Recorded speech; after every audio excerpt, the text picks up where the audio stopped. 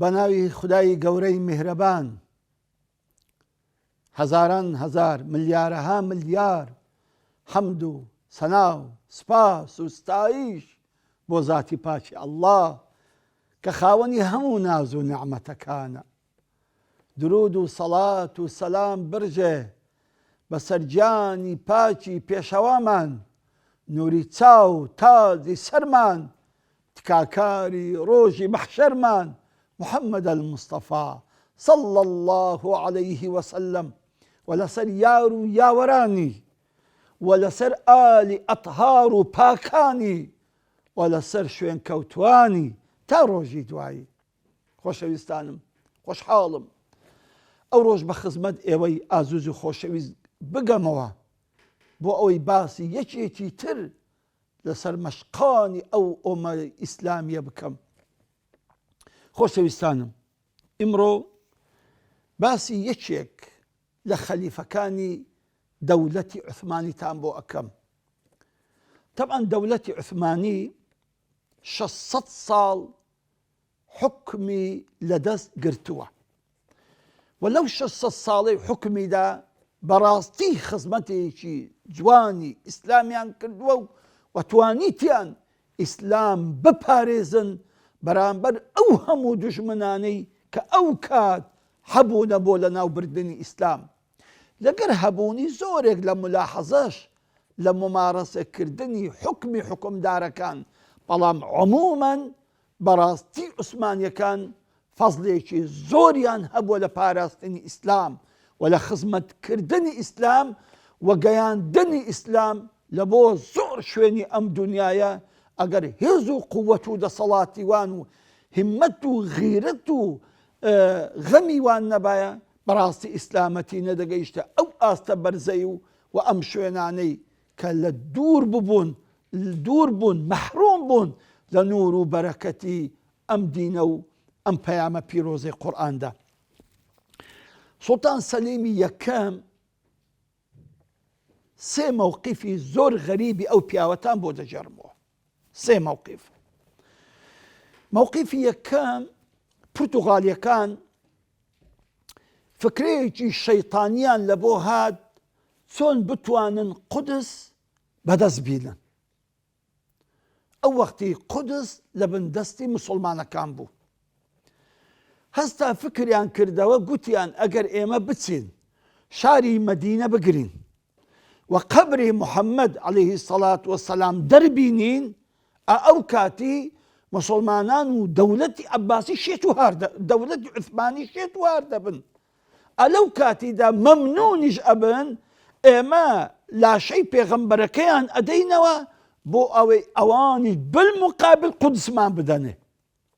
دەستیان پێکرد بۆ ئەوەی ئەم خوتە جەهەنەمیە و شەیطانیە جێبەجێ بکەن. و لە نەفسی کاتیش لەو حاڵەتەدا بەڵام عوسمانیەکان بە سەرکردایەتی سوڵتان سەلیمی یەکەم بەڕاستی کاتێک کە ئەم خوتە جەهەنەمیەی بیست خۆی ئامادە کرد، بەڵام لە هەمان کاتدا شەڕ و ناخۆشیێکیشیان هەبوو لەگە دەولەتی سەفەویەکاندا. ئەو وەختی دەولەتی عوسمانی لە دوو جەبهە شەڕی دەکرد، لایەکیان سەفەویەکان لە پشڕا لێیان ئەدا و هجومیان دەکردە سەرێ، لە لایەکیشدا ئەم جارە پورتوغالیەکان بە موسانەدەی هەموو دەولەتەکانی تری کە لەسەر پشت و پەنای ئەم دەولەتی پورتوغالیەکان بوون، ویستیان ئەم خوتە جەهەنەمیە جێبەجێ بکەن. بەڵام مەردایەتی ئەم پیاوە و غیرەتی ئەم پیاوە و همەت و دڵسۆزی ئەو پیاوە بۆ پێغەمبەری خوا عەلەیه السەڵات وەسەلام خوتە و پیلانی پورتوغالیەکانی لە قەبرنا و نەشی توانی لەبەر ئەوەی شەڕێکی زۆر خوێناوی لەگەر سەفەویەکان کرد کە سەفەویەکانی شکاند.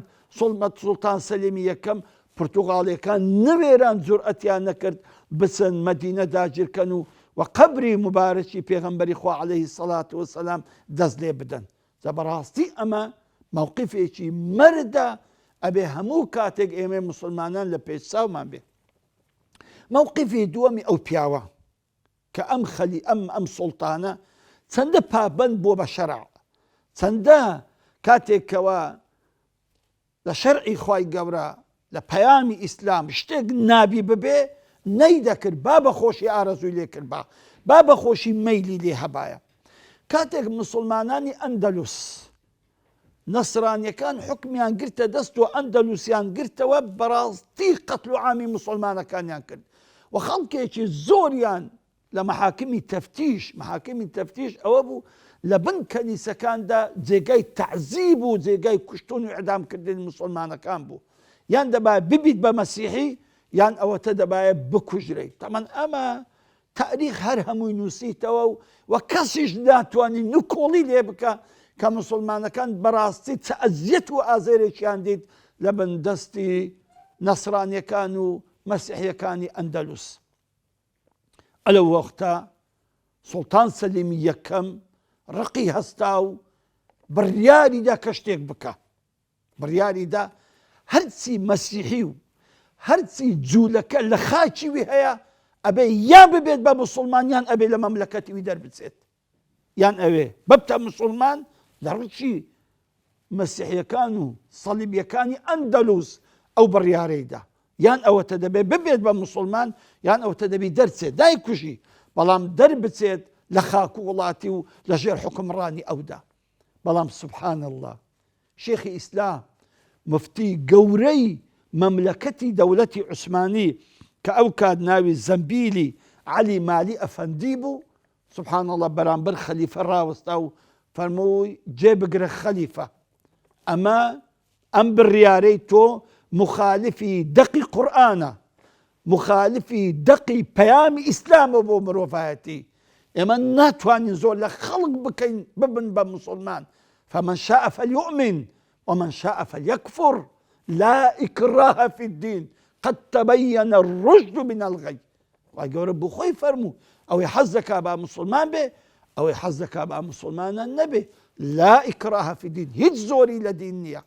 لۆی بەڕاستی مووقیفی مەردی ئەم شێخ الئیسلامە جورئەت و غیرەتی ئەم مفتیە وەی کرد بەڕاستی خەلیفە پەشیمان بکاتەوە لە ڕەئیەکەی خۆی و خەلیفەش فعلا سوڵتان سەلیمی یەکەم پەشیمان بۆەوە و گوتی قوربان نەمزانی مخالفی شەرعە وەمزانی شتێکی باش دەکەم ئەگەر ئەمن مەسیحیەکان و نەسرانیەکان و جوولەکەکانی دەوڵەتی خۆم یان ئەوە ببن بە مسلمانیان ئەوە دەرچن شتێکی باش دەکەم.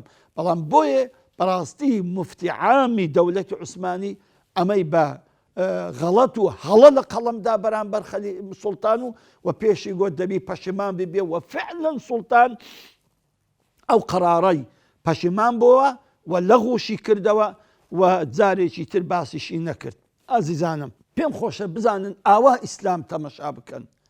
توخوا ئیسلام ئیرهابیە توخوا ئیسلام بە زۆرە ملێ ئیسلامەتی بەسەر خەڵکی دادەسەپێنیتن.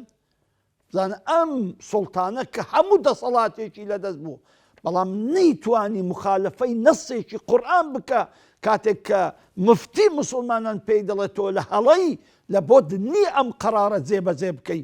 بەڵام لە نەفسی کاتدا هەموو مسلمانەکانی ئیسپانیا ئەگەر نەببانن بە مەسیحی ئیمانیان بە مەسیحیەت نەهێنابایە یان سەریان ئەبڕین یان ئاگریان تێبەردەدان یان ئەوەتە دەیان کوشتنیان ئەوەتە دەبایە بچی لە شوێنان لە دوورە ئاوەدانی ژیان بباتە سەرێ و هەتا مەلەکول مەوت دێ و ڕوحی دەچێشی. چیهان دینە کە پێی دەرن ئیرهابی ئەو ئیسلامەیە کە بە ناوی ئیرهاب و تونڕەوی و زۆری ناویان بردووە بەداخەوە. بەڕاستی زوڵمێکی زۆر لەم ئیسلامە ئەکرێ بەڕاستی زوڵمێکی زۆر لەو دینە ئەکرێ کاتێککە ئەم دینە خاوەنی نماوە کاتێککە ئەم دینە سوڵتان سەلیمێکی نەماوە دیفاعی لێ بکاو و دیفاع لە کیان و وجودی مسلمانان بکاتن. زابۆیە بەڕاستی ئەم خەلیفەیە ئەم سوڵتانە بەڕاستی مەواقفی زۆر مەردی هەبووە و یەکێک لەو مەوقیفانەی تری کە بەڕاستی ئەمە لە هەموو مەوقیفان مەرترە ئەویش ئەوەیە کاتێک کە مسلمانانی ئەندەلوس نامەیەکیان نووسی بەڵام چ نامەیەک پڕگریان و پیغان و خوێن لە بۆ سوڵتانی مسلمانان سەلیمی ئەوەل کە بە هاوارمان وەرە کە بەڕاستی ئێمە هیچ ژیانمان نماوە، یان ئەوەتە بینی کوفر یان ئەوەتە دەبین لە بینی کوشتن هەر بژێرین. هەردوو چیان بۆ ئێمە تاڵە، ئەگەر کافر ئەبین هەر ماڵکاور ئەبین، ئەگەر دەست کوژرین هەر ناخۆشە کە لەم دنیاەدا بەو ناڕەحەتی و بەو ئەزیەت و ئازاری دنیا بەجێ بێڵین. بۆیە ئەوان ئەشکەنجە و ئازاری خۆیان ناڕەحەتی خۆیان لە نامەکەدا لە بۆ سوڵتان سەلیمی یەکەم باس کرد. بەڵام با بزانین سوڵتان سەلیمی یەکەم چی کرد بۆ مسلمانانی ئەندەلوس؟ ئایا پێی گوتن کاکە وەڵڵاهی ئێوە لە من دوورن، ئەمن لە ئەستەمبۆڵ، ئێوە لە ئەندەلوس بە هەزارەهان کیلۆمەترمان بینە، من ناتوانم دیژ لێرە ڕابنێرم لە بۆتان، یان ئەوەتە فکرێکی کردەوە چۆن بتوانم مسلمانانی وێندەر لەژێر زوڵم و ستەمی ئەو زاڵمانەی ئەندەلوس قوتار بکەم. شاڵە لە حەڵقەی داهاتوو بە پشتیوانی خوای گەورە لە بۆتان باز دەکەم. السلام عەلەیکم وەڕەحمەتوڵڵاهی وەبەرەکاتوه.